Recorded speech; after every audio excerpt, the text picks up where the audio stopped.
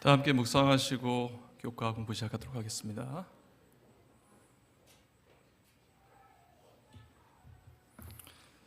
안교 우리 유미선 집사님 순서를 쭉 제가 보면서요, 오늘 제 순서도 저희가 알고 있는 그 차원을 넘어서는 곳에 계신 분을 저희가 알아가는 거잖아요. 하나님을 안다는 게 사람이 쉽지 않은 거고, 사실 어떻게 보면 불가능한 일인데, 우리가 그 위의 차원에 계신 분에 관해서 알아가는 것이 정말 쉽지 않은 것이지만, 저희가 아는 차원에서 최대한 좀 알아가려는 아마 노력이 아닐까라고 생각을 합니다. 오늘 제목 여기 보시면 아시겠지만 하나님을 아는 것이라는 제목이 이과 내용입니다. 저희가 이번 기 총 주제는 하나님과 함께 자라가는 삶이라는 주제로 저희가 교과 공부를 하고 있는데, 하나님과 함께 자라가기 위해서는 하나님을 먼저 알아야겠죠. 여기 써 있지만 거룩하신 창조주 사랑의 구원자를 만나는 여정이라고 소제목을 달았는데, 사실 하나님의 너무나 우리보다 위의 차원에 계신 분이기 때문에 사람이 이해할 수는 없습니다. 하지만 저희가 성경이라는 책을 통해서 하나님이 어떤 모습인지를 유추해 갈 수 있는데, 그 중에 저희가 대표적으로 두 가지 모습을 제가 중점적으로 보여드릴 거예요. 여러분 공부하신 분들 다 아시겠지만 그게 여기 나와 있는 이 두 가지입니다. 한번 자세히 보겠습니다.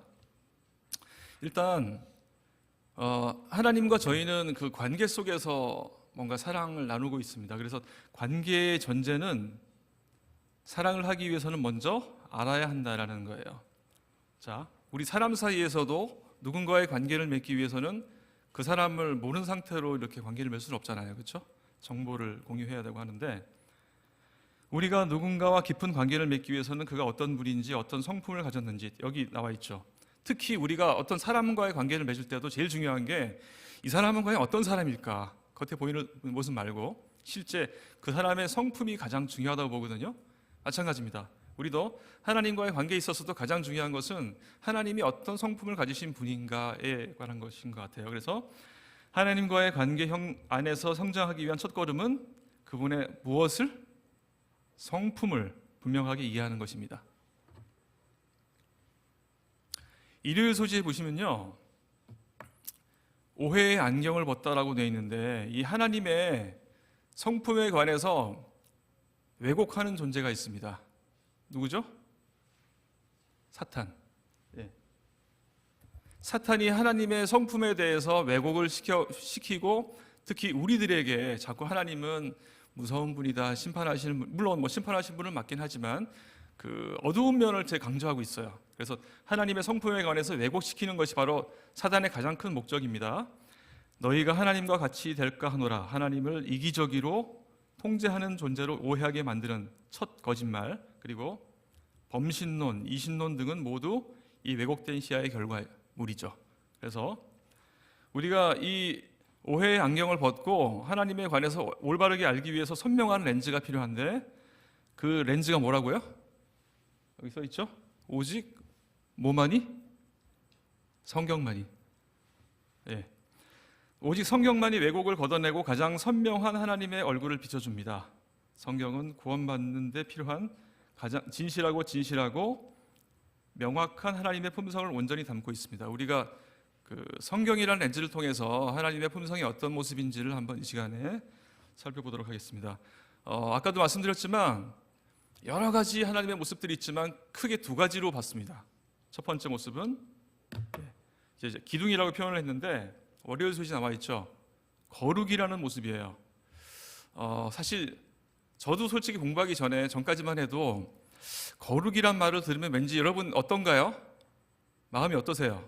좀 편안해지세요? 아니면 좀 불안해지시고 그러세요? 후자가 맞죠? 거룩이란 모습 말을 생각했을 때 떠오르는 이미지는 저희들한테 그리 밝은 모습이 아니에요. 근데 거룩이라는 말 자체의 뜻이 무언가 분리되어 있다, 무언가가 다르다는 뜻이거든요. 뭔가 차원이 다르다. 여기 우주적 거룩하심이라고 되어 있는데 그 옆에 초월성이라고 되어 있죠. 뭔가 우리와는 다른 존재, 우리를 초월한 존재. 이 그림도 이렇게 멋있게 그려놨는데, 이 거룩이라는 것이 하나님을 하나님답게 만드는 고유한 속성이며 모든 성품의 절대적인 중심입니다라고 되어 있는데요. 저는 이번에 공부를 하면서 정말 새롭게 느낀 게 사실 예수님에 관해서 하나님에 관해서 사랑이라는 것은 우리가 무수히 알고 들어왔지만 거룩이라는 면에 대해서는 좀 더 새롭게 제가 이해한 것 같아요. 그 교과 내용 보시면 거기 자세히 써 있는데요. 거룩이라는 게 우리와 뭔가 떨어져 있는 그 것만이 아닌 것 같더라고요. 공부를 해보니까 거기 뭐라고 적혀 있냐면은 100% 의로우신 것, 그리고 100% 선하신 것. 그러니까 거룩이라는 것 자체가 좀 부정적인 이미지도 우리한테 많이 있지만 사실은 자세하게 살펴볼 때 너무나 좋은 거예요. 사실은 거룩이라는 게 100% 선하신다는 얘기가 뭐냐면은 보세요. 하나님이 능력이 많으신 분인데 만약에 선하지 않은 분이라면 어떨까요? 우리가 처음에 갖고 있던 그 두려운 마음이 그대로 아마 갈 수밖에 없을 거예요. 왜냐하면 능력은 많은데 그걸 악하게 사용한다. 그런 분이 우리의 신이다. 얼마나 무섭겠어요. 근데 이분은 다행스럽게도 100% 선하신 분이에요. 이 거룩이라는 의미 속에 100% 선하다는 의미가 포함이 되어 있습니다. 우리가 그걸 이해할 필요가 있을 것 같아요. 그럴 때 우리는 하나님이 나와는 정말 동떨어진 너무나 먼 존재라고 생각하기 쉽지만 그 거룩이라는 면 속에 자세히 들여다보면 하나님께서는 완벽하게 선하신 분이고 정말 좋으신 분이라는 거, 우리가 그걸 기억했으면 좋겠습니다. 피조물의 자연스러운 반응 제일 밑에 보시면은 우리가 거룩한 존재를 하나님을 만났을 때는 피조물은 너무나 우리와 구별되는 모습이 있기 때문에 압도적으로 이렇게 엎드리는 모습이나 피하는 모습을 할 수밖에 없습니다. 하지만 우리가 두 번째 모습을 통해서 하나님께 다가갈 수 있습니다. 두 번째 기둥이 우리가 가장 많이 알고 있는 모습이죠. 두 번째 기둥은 사랑이라는 모습입니다. 이 하나님의 큰 두 가지 특성 중에 두 번째 특성이 이제 사랑인데 여기 무슨 사랑이라고 되어 있습니까? 언약적 사랑이라고 되어 있어요. 하나님은 약속을 지키신다는 얘기입니다. 그리고 그 사랑을 히브리어로 뭐라고 세 글자로 표현하고 있죠? 뭐죠? 헤세드. 요거 퀴즈에 나옵니다. 무조건 나옵니다. 잘 기억하고 계세요? 헤세드는 흔들리는 인간적 감정이나 조건부 사랑이 아닙니다. 포기하지 않는 인애, 자비, 그리고 끝까지 품으시는 언약적 사랑을 이제 헤세드라고 표현하고 있는데 하나님은 사랑하십니다라고 성경책에 써 있지 않고 하나님은 사랑이십니다라고 써 있어요. 하나님은 사랑 그 자체이신 분이에요. 그리고 제일 마지막에 써 있죠. 두려움을 내쫓는 사랑. 온전한 사랑은 심판에 대한 두려움을 몰아내고 우리를 담대하게 하며 하나님과의 진정한 관계를 가능하게 합니다. 네. 그래서 지금 설명드렸지만 이 하나님의 두 가지 특성, 첫 번째는 거룩하심, 그리고 두 번째는 사랑. 이 두 가지 특성이 가장 큰 특성이라고 보시면 되겠고요. 근데 이게 약간 두 가지가 어떻게 보면 좀 상반된 이미지를 많이 주고 있어요. 거룩하면 아까 초월이라고 그랬잖아요. 뭔가 느낌이 우리랑 먼 것 같아요. 그렇죠? 상당히 우리랑 동떨어진 것 같은 느낌이 드는데 두 번째 특징을 보니까 가로쳐놓고 내재성이라고 되어 있죠. 우리와 정말 친밀하신 분. 내재성이라는 거 우리 안에 들어와 계신다는 얘기거든요. 우리가 거룩이라는 걸 생각했을 때는 와, 나와는 정말 동떨어진 분이구나라고 생각하기 쉬운데 또 사랑이라는 걸 보니까 그분이 또 나와 또 가까이 계시는 분이네, 심지어 내 속에 계시는 분이네라는 뭔가 친밀성을 가지고 있을 수 있어요. 거리감으로 볼 때 너무나 대조적인 두 가지 특성을 하나님께서는 가지고 계신 것 같습니다. 네. 자, 그렇다면은 제가 설명드린 이 두 가지 측면이 성경이나 역사 속에서 어떻게 드러났을까를 수요일, 목요일 소지에서 공부합니다. 수요일에 보시면은 하나님께서 대표적으로 이제 이루신 게 창조라는 거고, 목요일에 나오겠지만 목요일 날은 구원입니다.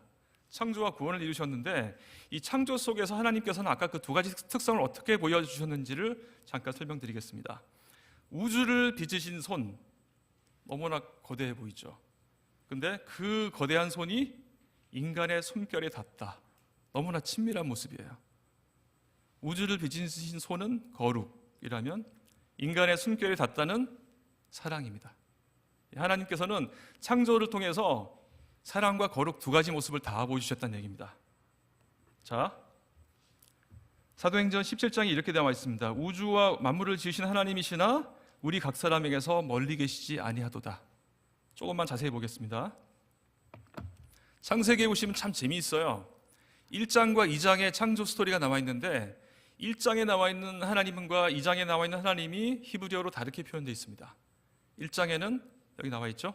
엘로힘이라고 되어 있습니다. 엘로힘이라는 것은 뭔가 하나님의 위대하심, 초월성 이런 걸 강조하는 하나님의 모습인데 이름인데 여기서는 우주적인 선지 창조를 강조하고 있고 제일 밑에 나와 있죠.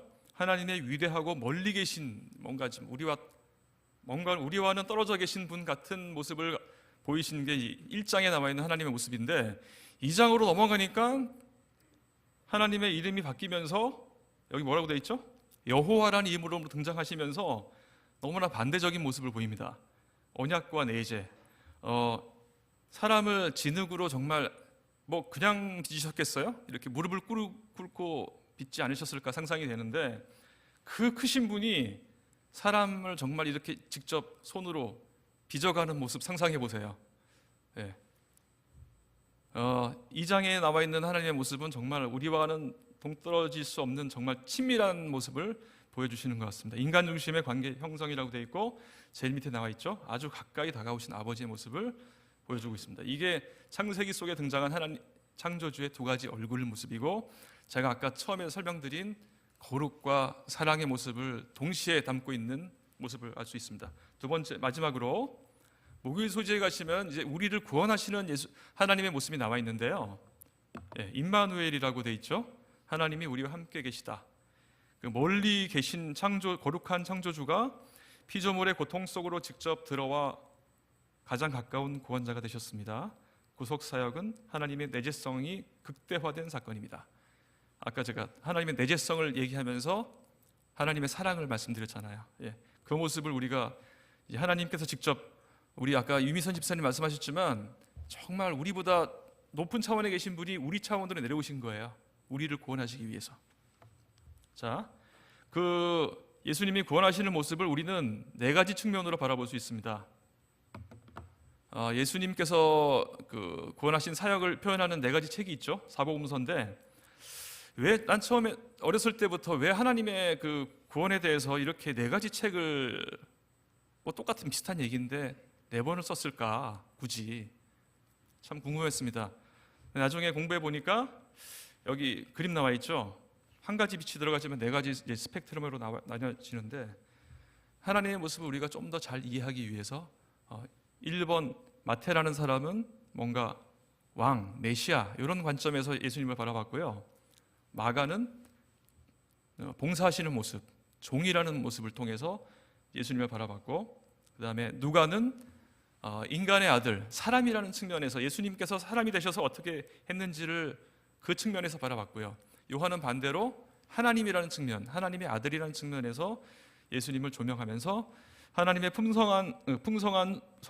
품성을 온전한 그림으로 이렇게 예수님의 모습을 한 명이 담기는 너무나 부족했기 때문에 이렇게 사복음서를 하지 않았나라고 생각이 됩니다. 자, 결론입니다. 초월과 내재의 완벽한 조화. 되게 말이 어려워 보이지만 아까 제가 설명드렸던 그 부분이에요. 우리가 하나님과의 관계 속에서 두 가지 가장 특징이 거룩과 사랑이라는 측면인데 이 거룩이라는 특징을 나타내는 하나님에 관한 이름이 엘로힘, 창세기 1장에 나와 있죠. 사랑이라는 특성을 나타내는 하나님에 관한 이름이 물론 아까 나와 있던 여호와도 있겠지만 임마누엘, 우리 속에 함께 계시는 분.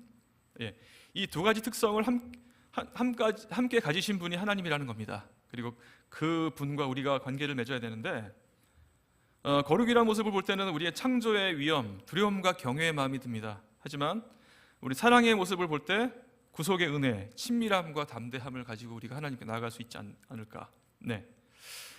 결론적인 내용이 여기 밑에 나와 써 있어요. 한쪽으로만 치우치면 하나님을 막연히 두려워하거나 반대로 너무 가볍게 취급할 수 있다. 그래서 결국은 거룩과 사랑의 균형을 이룰 때 비로소 건강하고 깊은 신앙의 관계가 형성된다. 이게 오늘 교과 내용의 결론이 되겠는데요. 그래서 제가 지금 설명드린 부분을 질문으로 만들어 봤습니다. 이건 이제 결론적인 내용으로 신앙의 여정에 있어서 하나님을 아는 지식이 깊어질수록 우리의 관계는 자라납니다. 그리고 성경을 통해서 그분의 거룩하심을 경외하고 그분의 사랑 안에서 온전히 거하십시오. 자, 내가 알고 있는 하나님에 관한 모습을 일단 먼저 나눠보시고요. 나에게 하나님은 어떤 분이신지를 나눠보시고, 두 번째, 제가 아까 말씀드렸던 두 가지 하나님의 거룩하심과 사랑의 모습을 우리가 떠올 수 있는데, 그 둘 중에 한 가지 모습을 강조했을 때 어떤 부작용이 생길 수 있을까를 한번 생각해 보시고요. 세 번째, 결론적으로 그 두 가지 품성에 관한 생각을 어떻게 하면 잘 균형을 이뤄서 하나님과 우리가 올바른 관계를 맺을 수 있을지를 한번 이 세 가지 질문을 통해서 공부해 봤으면 좋겠습니다. 우리 바로 공부 시작하도록 하겠습니다.